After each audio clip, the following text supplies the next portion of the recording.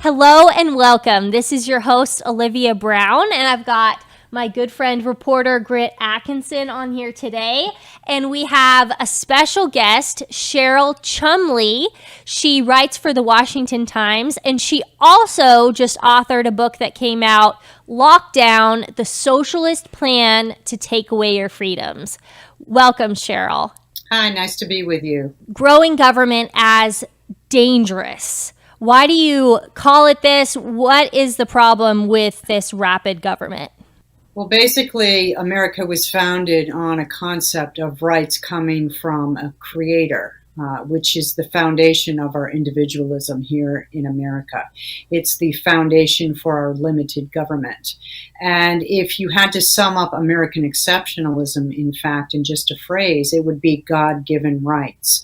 So as the country moves more secular, as the church pews, for instance, are being slowly evacuated, and we're getting a void in the religious community that is leaving an open door for big government to come in. And the more big government comes in, the more big government tries to control. And they do that very often by stripping us of our individual God-given rights. So you talk a lot about COVID in this, and we'd like to hear more about that. As those on the left in particular used the coronavirus to hype fears as a way of seizing individual liberties from Americans and putting American citizens in the position of having to ask to do things that they shouldn't have had to ask permission to do, such as go to work, send their kids to school, walk about freely on beaches, on roads, in parks, even, and this was the most egregious, go to church, and if you were out in California at the time, sing in church. And so the left's use of the coronavirus went on for over 2 years, and we're still feeling the repercussions of their seizures of individual liberties. In fact, the left, as I discovered rapidly in doing the research for this book, is not going to let the coronavirus go if it can help it. If Americans think that we are headed back to pre-pandemic normalcies anytime soon, they can think again. We're in a lull right now, but I guarantee in the coming months they're going to find another health emergency leading to a new climate emergency as justification to lock us down once again. Well, Mrs. Chumley, thank you so much for being with us. I wanted to ask you, do you think that these lockdowns, you touched on it a little bit, do you think that it's a political strategy for them to gain more power, specifically through the elections? Have you seen the effects that these lockdowns have had on elections in the past and could have in the future? Well, certainly the Democrat Party in America exploited the lockdowns of the virus to call for more and more people in America to do mail-in balloting and absentee voting. And of course, as we all know, that just opens the door for more fraud in elections. And you can see how the left is sort of drumming up that same narrative with the monkeypox right now as we go into this election season. So I certainly do foresee the Democrats calling for citizens to vote absentee, citizens to vote by mail as frequently as possible. Thankfully, some Republican governors around the nation have learned their lessons, and as hard as the struggle to do so was, they have successfully in some states, and I think of Florida in particular, and even Georgia, been able to tighten up some election laws and insert some more accountability into the election process. Yeah, I definitely think that this is going to play out in the midterms. It's interesting you brought up monkeypox. That was going to be my next question, in how you think that this is going to play into the midterms. Leading off of that, there was also a new bill passed by just the Senate yesterday, and it really has the about $80 billion going to the IRS. And to me, that seems as like a crackdown on citizens because there's going to be so many more IRS hired. How does that play in to your book and to COVID policies and the socialist agenda? Well, the 80 billion to hire, I think it was like 89,000 new IRS agents is bad enough, but the bigger peril, or maybe at least you could say the equal peril, is the 400 billion that went into climate change, and so forth. And where the left wants to lead ultimately with the pandemic, and this relates directly to what I covered in lockdown, is they want to take the pandemic and link it to environmentalism. That is what the Great Reset, if you go to the World Economic Forum's own webpage, weforum.org, and read World Economic Forum founder Klaus Schwab's own visions called the Great Reset. The ultimate goal is to declare climate emergencies to justify continuing lockdowns and regulatory controls on human activity. And one way that the left has already linked the pandemic, the COVID-19, to environmentalism is just a few months ago. They came out with this piece in the journal Nature that said, and this was conducted by two scientists again, and that's scientists in air quotes, they said that if we do not take immediate action to do the climate controls that the government recommends, then more people are going to die. And how they link that to the pandemic is, they said, as people start to develop the lands more and more and force out natural wildlife, that wildlife will have to relocate in areas that are closer to human beings, bringing with them their viruses, which means more people will die, more people will die, more people will die. So you can see how that hysteria is already being ramped up. Do you think that this is going to have an effect on Democrats and their plan for the future? You talked in a recent article in the Washington Times about how you think Joe Biden's outlook is not very good for 2024, but yet these Democrats are still pushing these radical ideas. What do you think that their overall plan is to try to find a candidate who's going to be able to implement these radical policies? Well, as far as the Democrat Party in America goes, they've already shown a willingness to run a puppet in order to, behind the scenes, push forward an agenda that is more in line with the globalist vision, the elite's vision in the World Economic Forum, the World Health Organization, the Davos crowd, which is closely aligned to Chinese communism. They've already shown a willingness to do that, because look at Joe Biden. He is feckless at best, and he is definitely not a strong leader. And so not only are foreign enemies to America cheering this president, but the far left forces who have looked at America as a stumbling block to bring about their globalist visions for the world are cheering, because this is their one moment in time to go for the brass ring, for instance, and bring about their globalist vision in America. So when you ask me about what the Democrats' visions are for the future, I would say the Democrat Party is not the Democrat Party of JFK days, or even the Democrat Party of Bill Clinton days. The Democrat Party of Bill Clinton days, for instance, I didn't agree with much of his policies or politics, but he didn't hate America. This new Democrat Party absolutely detests America and sees America as the stumbling block to bring about this Great Reset, which is also called the One World Order, New World Order, or as Joe Biden puts it, Build Back Better. So the Democrats, to choose a successful candidate in 2024 for the White House, it doesn't so much matter so long as that candidate is A, either in line with the globalist vision, or B, as weak as Joe Biden is, so his or her views of America can be easily pushed aside and the globalist vision ushered in. It's interesting you said Biden is not going to win in your article. And so is this why you think that he's not going to win? I think Biden's not going to win because he's weaker than even the Democrats who wanted him in the White House thought. I mean, his mental abilities are declining almost daily, and you can see that. It's obvious anytime he goes to a podium to speak. And I just don't think that his health is going to allow him to run again.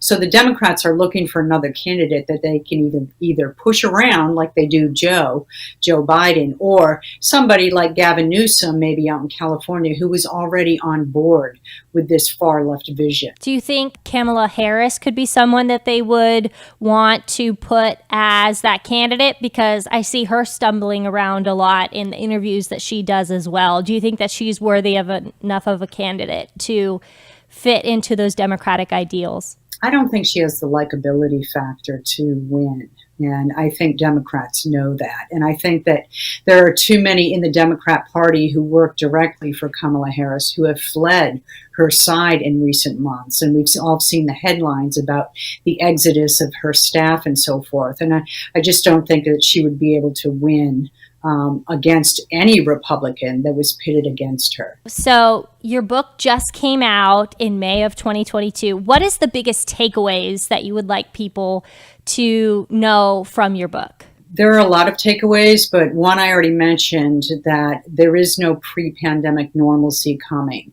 The globalists are coming on strong for America, and they think now is their time. So Americans who care about the fate of America need to wake up and get in the fight and stop thinking that just electing the next batch of Republicans in office will push aside this globalist threat for good. Really, the only way for America to win our long-term securities and liberties is to start realizing that our rights come from God, and that's a blessing, but it's also a responsibility. It means that the citizens in this country have to be godly people, and the way to do that is to start talking about biblical values again, and getting back to church, and fighting back against the secular and atheist forces that want to remove all semblance of God from the public stage. So what I hear you saying is maybe a Republican candidate. We talked about the Democrat outlook, what their strategy is going to be. A Republican candidate, you think the most likely scenario for a Republican win in 2024 would be somebody who espouses those type of Christian values, somebody who comes from a core Christian conservative background. Do you think that's the best type of candidate that Republicans can run in 2024? I do, but that candidate also needs to have a pit bull personality. And that's why my pick already is Donald Trump to run again. A close second would be Ron DeSantis. And the only reason I put that order on it is because Donald Trump still has ability to run another 4 years, but he's getting older, so now's his time, and he still has much of the conservative base behind him, so now's his time. Governor DeSantis is much younger, and he is governor of Florida, and we need Florida to stay conservative. I mean, half the country, and I exaggerate a little bit, but it seems like half the country under COVID fled to Florida to set up home and residence because they were tired of the lockdowns in their own state. So, it would be a good thing for those conservatives in Florida to have Governor Ron DeSantis for at least a few more years. Well, thank you so much for joining us. We appreciate you taking the time to chat with us, and thank you so much. Thank you, guys. That was a great interview. It was so cool to get her outlook on how this relates to now everything happening with the Senate bill. And really, the Senate bill has been what everybody's talking about right now. And one of the reasons is because Democrats all unanimously voted to raise your gas prices. They all voted for a tax hike. And Democrats aren't talking about that. But Ted Cruz has something to say about it here. Every single Democrat, all of them voted to increase gas taxes. So the next time you see a Mark Kelly in Arizona, or Raphael Warnock in Georgia, or a Maggie Hassan in New Hampshire, or a Michael Bennet in Colorado, or Catherine Cortez Masto in Nevada say, hey, we want gas prices to be lower, you know they are lying, because they stood up and voted, raise the gas taxes, stick it to the producers, make our consumers pay more at the pump. That's the end result they want, and their voting record proves it. Yeah, this is once again, we just talked to Cheryl Chumley about Democrats wanting to use something to their advantage. They wanted to use this COVID-19 pandemic so that they could get an advantage in the 2020 election by pushing mail-in voting, by pushing methods of voting that are much more susceptible to fraud. This is exactly what's happening here. Democrats see prices of gas rising, and they see an opportunity to push their radical climate agenda, which Ms. Chumley also just talked to us about. This is what their end goal is. They want all electric cars. They want their radical climate policies to be pursued, and they see these gas prices as a way to push Americans towards electric cars. If we keep raising gas prices, if we keep taxing gas, eventually Americans will just relent and they'll just buy an electric car, even though they don't want one. Many polls have showed that the majority of Americans do not want all electric cars, but eventually if we just keep raising gas prices enough, then they'll end up doing it. And it's very interesting that he mentioned Mark Kelly in that ad, because obviously we're here in Arizona. I get Mark Kelly ads all the time. And one of them recently that's been going around is him saying, I want gas prices lower. I want us to drill for more oil. I'm going to fight Joe Biden on these gas prices. No, you're not. You vote with Joe Biden over 90% of the time. We know that you're lying. We know that you are a radical Democrat. And they don't care about Americans or the prices they face at the pump. They care about their own agenda that they want to forward. And if Americans are getting in the way of that, then they'll brush them aside. Yeah, same goes for Joe Manchin, Kristen Sinema, all the different ones that Ted Cruz just mentioned. They're so-called moderates, but they're not really moderates when it comes down to voting. They say they're independent. That's what a lot of them have said. You know, Mark Kelly, Kristen Sinema, they show ads that they're independent of really both parties.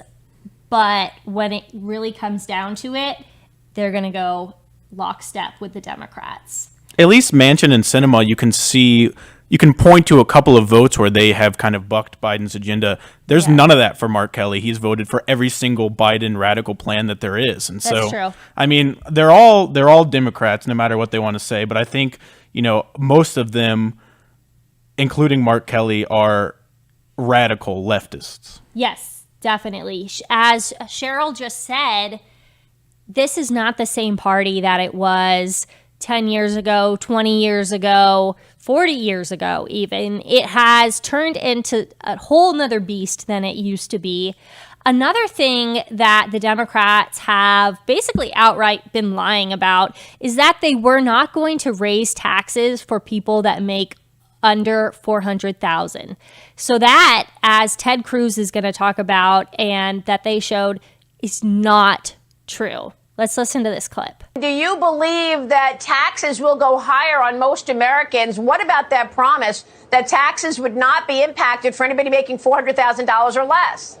Well, it's a flat-out lie. The Congressional Budget Office analyzed this bill, and it concluded a very large portion of it would be borne by people making under $400,000 a year, that just about every group of taxpayers would see their taxes go up. The Democrats know this, and by the way, we had amendments to say, let's not have any of these taxes fall on people making under $400,000. The Democrats all voted no. They are lying, and you know what they're counting on? They're counting on the corporate media just carrying their water for them and saying, oh, your taxes are not going up. It's not the truth. Wow. They know it's not the truth, but they expect the corporate media not to tell people. So unless they're watching your show or a handful of others, they're not hearing what's actually in this terrible bill. And WJ prides ourselves to be one of those other handful of shows that Ted Cruz is talking about because we value the truth and sharing with you what's really in this bill. And what really, I think, goes hand in hand with this is a new poll that just came out about credit card debt. And credit card usage is the highest and growing at the quickest pace than it has been for decades. Yeah, so this data comes from Axios. They said credit card debt has surged by $46 billion in the last quarter. That's a 13% jump from the prior year, and it's the biggest increase in 20 years in credit card debt. Americans opened 233 million new accounts in the period from April to June. That's the most since 2008, when, you might remember, was a recession, Yes. which we are in right now, whether Joe Biden wants to admit it or not. We've had 2 consecutive quarters of GDP shrinking, so we are in a recession. Joe Biden doesn't want to admit it, but those are the facts. And we're seeing it because these numbers are reflecting what we saw in 2008, which was the last recession. And household debt. This is going to create stagflation is really what Yeah, it's going absolutely. to do. It absolutely is. Household debt now totals more than $16 trillion for Americans. Credit card balances make up $890 billion of that $16 trillion. And it's honestly sad because you see people opening these accounts, as I just said, 233 million new accounts from April to June, and they think that by opening these credit accounts, they can push off their expenses. Yes. They think that, this is different from a debit card. I don't have to pay this off right away. But what's sad is that these Americans who are racking up this credit card debt are really they're screwing up their future because your credit score is going to go way down. You're not going to be able to get loans. You're not going to be able to buy a house. You're not going to be able to probably buy a car because your credit score is going to be so low unless you can find somebody who's going to co-sign with you or whatever it may be. Yeah. Americans are being forced to turn to the credit card industry because they think that that's going to help them get out of this, inflation problem, the fact that they can't afford their rent, they can't afford their food. But really all it's doing is pushing your problems down the road and causing what will probably be a major setback for you if you want to start a family, you want to start a new life in a few years. This is going to come back to bite them, and it's all because of Joe Biden's inflation that this is happening. Yeah, I've always thought that credit cards are some sort of a scam, really, because they try to make it so when you're renting an apartment, you need to have credit to show that. When you're loaning a car, you have to have credit to show that. And so it makes it incredibly difficult to get these loans, to do all these things you need: an apartment, a car, a house. All those things come down to credit. And this, with inflation, is going to, like you said, ruin people's credit. But credit cards are already a scam because they go hand in hand together with this. And so it's so sad to see this happening to people, especially it shows that credit card usage is highest in the poorest areas. So it is the lower class, the middle class that are using these credit cards and, as you said, could be ruining their future. But it all comes down to Joe Biden and his failures because we are in this crisis because of him, and the Senate bill that was supposed to reduce inflation, the Reduction Act, is actually going to increase it so much more. And honestly, if you want to go even deeper with this credit card thing, it's affecting lower income Americans and middle income Americans, like you said.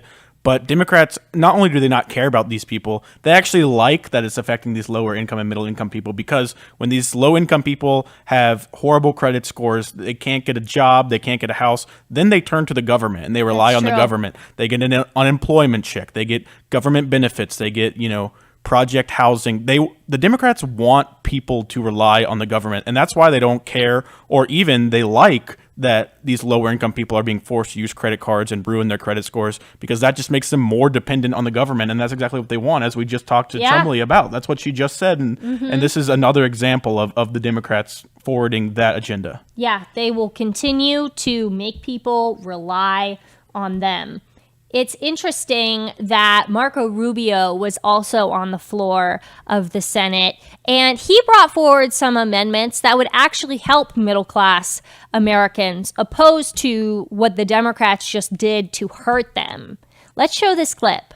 Our work is at its best when it's focused on what people care about. Let me tell you what people care about. They don't care as much about buying solar panels and electric cars as they do not having to live in a community where violent crime is rampant and you've got some crazy prosecutor that refuses to put people in jail, that refuses to prosecute entire categories of crime. People are worried about that, and rightfully so, and it's happening. We have these beautiful cities that were once world-class cities that have become unlivable all over this country because we have these lunatic prosecutors that have decided they're not going to, the entire categories of crime they will not prosecute. That's the kind of stuff we should be working on here tonight. All night long. You're going to spend all night working on something, work on that. Don't waste time on stuff that doesn't matter to real people working every single day who are not going to be driving an electric car next year or the year after that. But they might get mugged. But they might be a victim of a violent crime. And so what this does is it sends to the Judiciary Committee and asks them, in 3 days, come back with some ideas about how you can spend just a little bit of these billions of dollars that we're throwing away on this garbage, how we can spend a little bit of that money to put criminals in jail so Americans no longer have to live in fear in their communities. This shows that because the Senate Democrats, they blocked that. It shows that Democrats time and time again are the party of chaos, lawlessness, and disorder. This is what they want. They want people to feel unsafe so that they can help the government make them feel more safe. This amendment that he brought forward was going to increase police funding to help keep these violent criminals behind bars. And we know the Democrats are not a fan of police. Yeah, absolutely. I mean, keeping violent criminals behind bars, putting in tough prosecutors that will actually prosecute crimes, that doesn't benefit the Democratic Party in any way. It doesn't benefit their large vision of increasing government and making people rely on it. And so it's really no surprise that they don't support that kind of thing because it doesn't benefit them. And they haven't really been very secretive about their goals, which is they want everyone to rely on the government. And if getting better prosecutors who will keep people behind bars doesn't help them reach that end, they really have no reason to support it. Yeah, this really reminds me of, so Planned Parenthood, they made all the candidates that they were going to endorse sign a statement saying that they needed to be for defunding the police. And Katie Hobbs is one of those people who just won the vote for Arizona. And so that's scary to know that that's going to be happening. But look at every candidate that was endorsed by Planned Parenthood because they all signed a statement that they were going to defund the police. So it's important that we know these things. Another thing that Marco Rubio mentioned in here, he put another amendment besides the first one for in pregnancy resources to say that the only people that can get pregnant are women. I feel like we already know this. Does it really need to be in law?